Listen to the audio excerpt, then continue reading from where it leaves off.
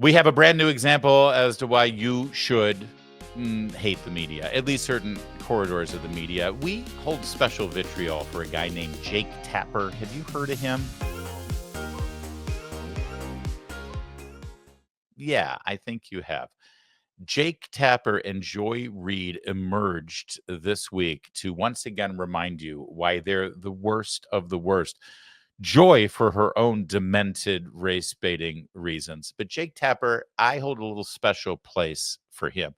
See, because Jake Tapper loves to lecture all of us about how to be a good journalist, about how he's objective and doesn't take sides, about how he's the last serious newsman in this town.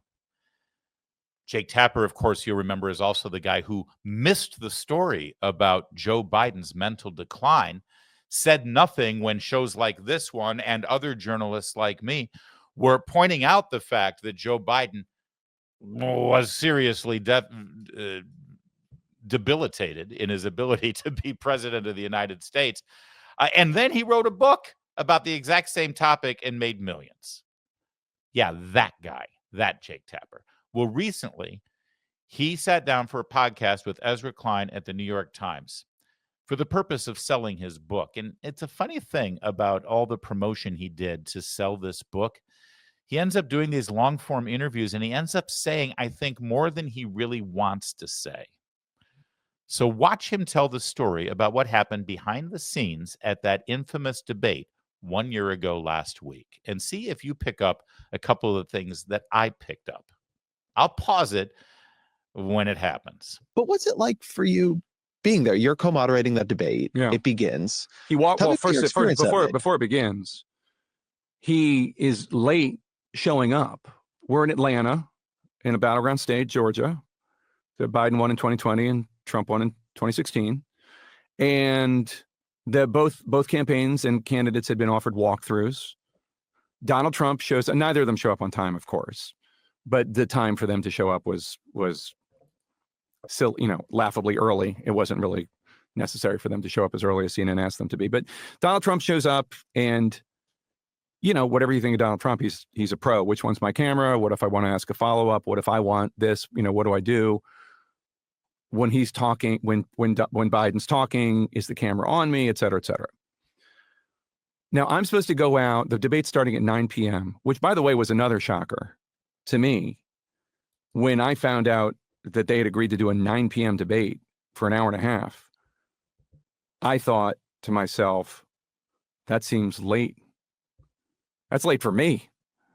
Like, how is it going to be for Joe Biden? I mean, I understand Donald Trump runs on some energy force that I don't understand, but that's late. But okay, I guess they know what they're doing. I think there is a degree to which I guess they know what they're doing infected the heads of so many of us covering him. All right. There's more to this, but this is a good place to stop and reflect a moment on the brilliance of Jake Tapper. And once again, let me remind you, he's the last remaining objective journalist in this town, and the rest of you should all be ashamed of yourselves. Did you hear what he just said? I mean, they agreed at a 9 p.m. start time, which that's late for me. I was saying, what are they thinking? What are they doing? That can't be good for Joe. He's president of the United States. I'm sorry, do wars not start at 9 p.m.? Do riots and uprisings not start at 9 p.m.? Do we not have business of state at 9 p.m.? It's a television show. And your concern is that he might not be at his best for a television show. By the way, how many people reminded us that Donald Trump is only 2 years younger than Joe Biden? But did Jake Tapper express any concern about the start time for President Trump? No. In fact, he said Trump's out there and he's a pro and he's looking at the cameras. He wants to know where to look. He wants to know what it's going to be and what's the shot going to be looking, what his camera is, what's going on, if he's going to be on shot when he's working on this energy. We just said he's got some amazing tap of energy. So why the concern for Biden? So remember how Jake Tapper told you that they missed the story of Joe Biden's decline? That, yeah, gee, shucks, man, I really did miss that story. But now in retrospect, I realize it, so I'll write a book about it. Here he is confessing in real time that he holds Donald Trump up to a different standard than Joe Biden. Why the different standard? Why is his inner monologue concerned about whether this will work for Joe, but he never had a second of concern over Donald Trump? That's number one. Number two, this whole, I guess they know what they're doing. It almost sounds like he's on their side, like he's rooting for them, right? It's almost like he's watching a football game and he's like, what are you calling that play for? I guess they know what they're doing. What are you playing that star quarterback for? I guess they know what they're doing. I guess that animated a lot of the way we covered the Biden administration. We just shrugged and said, well, they're the geniuses. I guess they know what they're doing. I mean, the mask is off. Take a look at what he's revealing to you. Listen to the language he uses. That's the thing. Jake is in this comfy spot with fellow liberal Ezra Klein talking to an audience at the New York Times so he can be real. And he can say, yeah, I guess they knew what they were doing, but I guess not. I don't know. It's like funny how they never talk this way about Donald Trump or about any Republican. But if you listen to the language and you listen to the attitude and you listen to the point of view and perspective, you would be forgiven if you thought that in some way he was working in conjunction with the White House or the Biden campaign. That's the approach he's taking here in telling this story. But then it gets worse. I'll pause 2 more times here. Watch. Because why would you put him out there for an hour and a half debate at 9 o'clock at night when they could have agreed to a 7 p.m. debate? Because at 8:30, I'm supposed to be out on stage just sitting there and we're doing lighting and all that stuff. And I can't go out there because Joe Biden has just shown up a half hour before the debate. He's supposed to have been there hours before.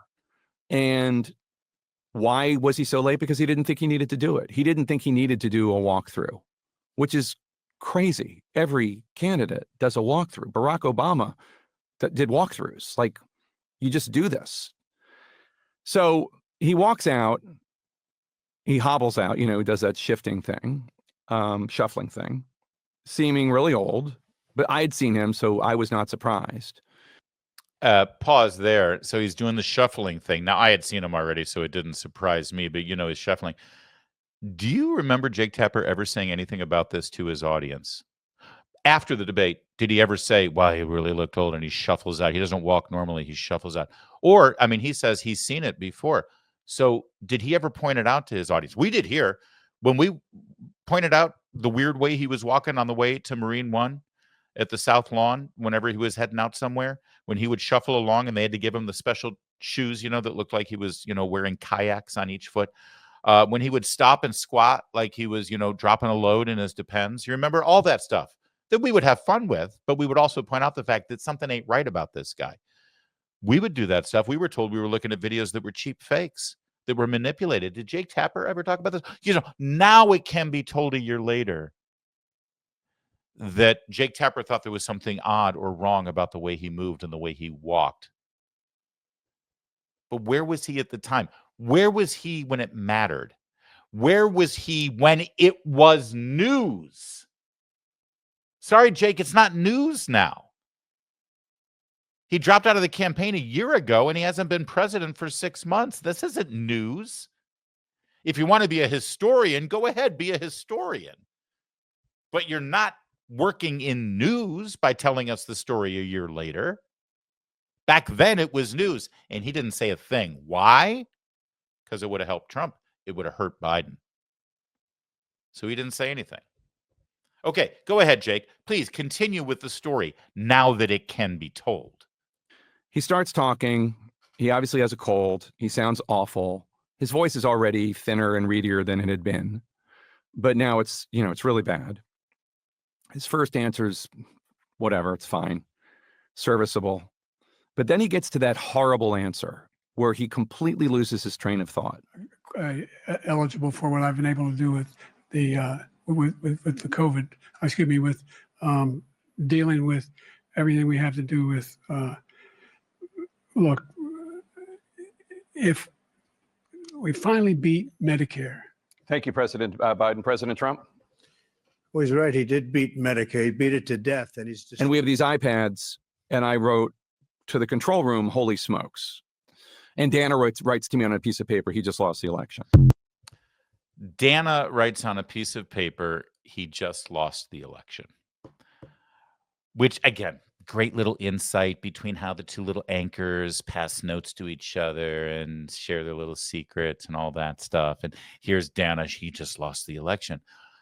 Fascinating, though. Again, I'll remind you that these are the kind of journalists who continue to claim that they don't have any sort of prejudgments or any sort of, opinion, that they're not in the business of taking one side or the other, and they just deal in facts, and their personal feelings in no way affects their journalism.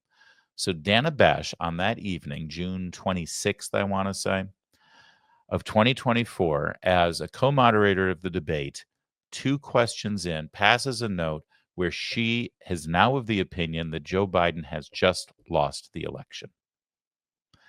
Joe Biden was the candidate for another 3.5 to 4 weeks, I believe it was. And Dana Bash continued to host programs on CNN while holding that opinion. Her opinion hadn't changed. Dana Bash thought that Joe Biden had already lost the election. So how did Dana Bash cover the Biden campaign? How did Dana Bash cover the Biden presidency? How did Dana Bash cover the Trump campaign, for that matter? She had plenty of interviews. She had plenty of guests. She had plenty of opportunities to communicate to her audience what she saw, what she observed, and the conclusion she reached. And she never did she? In fact, I bet if you go back and look at her conduct in July, she bent over backwards to try to boost this guy up and help him out. She certainly never used her platform to explore the concerns any further. This is what happened in real time during this debate. Jake Tapper's telling the story like, oh, this is clever, this is cute. No, actually, it reveals exactly who you are and how deceitful your entire industry is. It's just another reason never to watch these people again. Instead, you could go to independent media and watch someone like this. Joy Reid is loving her time on Substack now because she's free of the editorial constraints of corporate media coming from NBC News and MSNBC, so she can say anything she wants. You thought she was a Looney Tune back when she worked at MSNBC? Get a load of this.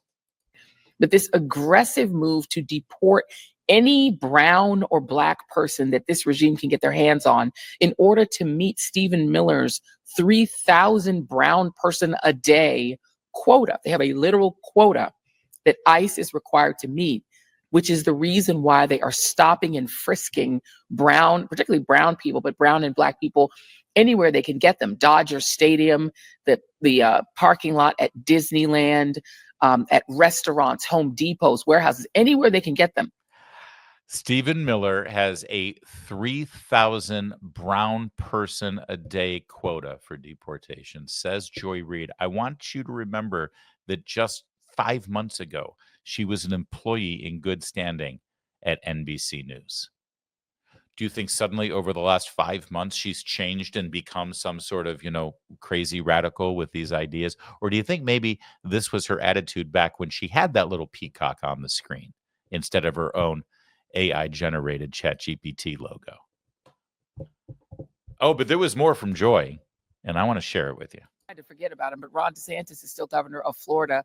He took the Comfy Couch hosts on a tour of the concentration camp that he's building in Florida in order to round up brown people, and throw them in a camp because he doesn't want them in Florida. Surprise, surprise, the economy of Florida is going to be severely harmed by rounding up brown people who, by the way, all over this country, Latinos are afraid to go to work. Anybody who is perceived or looks Latino is afraid to go to work. I know people who are... There you go. They're rounding up brown people and throwing them in the concentration camp, she says. Concentration camp, which, by the way, is an insult to anyone who actually holds in reverence the hallowed ground of Auschwitz or any other actual concentration camp where millions of lives were lost. to compare what happened in the Third Reich during the Holocaust to this facility for detention in Florida that was just constructed is insulting and despicable. But she's Joy Reid after all. And if she can't divide on the basis of race and skin color, she'll do it on the basis of religious faith and ethnicity as well. It's what she does. It's what she knows. It's, well, how she gets her payday. That's Joy Reid for you, who once again doubles down on the notion that if you get rid of all the illegal immigrants, well, the economy is going to tank because they're doing all the hard work here. What are we going to do without our slaves? Because that's how Democrats have talked for, well, about a century and a half, maybe 2 centuries now. Meanwhile, there is some good news on the media front. We woke up this morning with this headline. Donald Trump, who was suing CBS News for election interference over their manipulated editing of the Kamala Harris interview on 60 Minutes, CBS offered a $15 million settlement a month ago, and Trump said no, not just no, hell no. And they agreed overnight to double that, a $30 million settlement payment for their manipulation of the interview of Kamala Harris during the campaign. That money will go to the Trump Presidential Library. I hope he puts up a plaque. You know, this wing paid for by CBS fake news. It would be hilarious. Not only do they pay the settlement, they also have a brand new standard at CBS News. They're calling it the Trump Rule. The Trump Rule states that when a candidate for president is interviewed by CBS News, if that interview is edited, CBS News shall release the full transcript of that interview in due time. They refused to release the full transcript of the 43-minute sit-down they had with Kamala Harris that got edited down to 20 minutes. In other words, over half of the conversation with the woman who wanted to be president of the United States was scrapped. And CBS News refused to let you see what was in that edited video. However, thanks to Maze Moore on X, which is an account you should subscribe to, I do, Maze found the original clip that they had released over the weekend before it aired in October, and then saw that they had manipulated the answer when it finally aired on Monday night. If Maze Moore on X had not put out this side-by-side comparison, I don't think we would have really known what 60 Minutes did. I don't think Trump would have won this settlement from CBS News. I want to remind you of how bad it was. But it seems that Prime Minister Netanyahu is not listening. Well, Bill, the work that we have done has resulted in a number of movements in that region by Israel that were very much prompted by or a result of many things, including our advocacy for what needs to happen in the region. But it seems that Prime Minister Netanyahu is not listening. We're not going to stop pursuing what is necessary for the United States to be clear about where we stand on the need for this war to end. Same question, 2 very different answers. The first one was nonsensical word salad that made her sound like a moron. The second one, a little less so, certainly more concise, and sounded like a determined commander-in-chief and head of state. 60 Minutes made that choice for a reason. They claim it's just for timing purposes and expediency. No, they did it to make her look good. They did it to manipulate the election. Now, the settlement with the Trump people does not involve any acknowledgement that they did anything wrong or that they breached any journalistic standards or ethics, although their acknowledgement that from this point forward they will release the entire transcript of their interviews if they edit them, that's tantamount to an admission that they did something wrong here, at the very least by withholding the full transcript from the American people prior to the election. They didn't release the full thing until FCC Chairman Brendan Carr forced them to do it. But there's something more at play here, actually, that's really important to point out. I believe I pointed it out at the time. 60 Minutes will claim that, hey, listen, yes, it was a 43-minute interview and we only showed 20 minutes of it, but that's because it's the attention span of the American people. They just can't sit still for an entire 43-minute conversation with the person who wants to be president. It's not our fault. They're constantly flipping the channel. They don't have a long attention span. They just won't sit for a full 43-minute conversation. Because, the obvious response that we would have is, why are you editing at this at all? Ask the candidate the questions, tape the answers, and then just run the full interview. Now, most media outlets do, in fact, edit things like this for the purposes of timing and commercial breaks and all that stuff. But you know what they do, at least for the last 20 years? They've been posting the full thing on the internet. Here's our edited version, but if you want to watch our full conversation, come to our website. It makes sense, actually, for those people who don't have a short attention span. They'll actually get informed and they'll sit and they'll watch the entire thing. Also, it drives traffic to your website. That's a revenue builder for you, CBS News. Sorry for giving you a tip, but this is the business I'm in. And by using your platform on network television to direct people to your website to watch your video, there's some money in it for you. So why didn't they do it? They're not stupid. Why didn't they put the full interview on the web for people who want to see it to see it? And the answer is they didn't want you to see it. Not for commerce, not for journalism, not for newsworthiness, not for expedience. They didn't want you to see it because they knew it would help Trump. They knew it would hurt Kamala Harris. That's why. And now, thanks to Trump fighting for you, and by the way, fighting for the First Amendment, because nothing undermines freedom of the press like this kind of crap. Because he fought and because he won, now the voting public will be better informed. They can't do this kind of thing anymore because of their settlement. One more sort of interesting visual aid here as to how 60 Minutes and CBS News does this all the time. Take a look at this. I hope it's big enough that you can zoom in on it.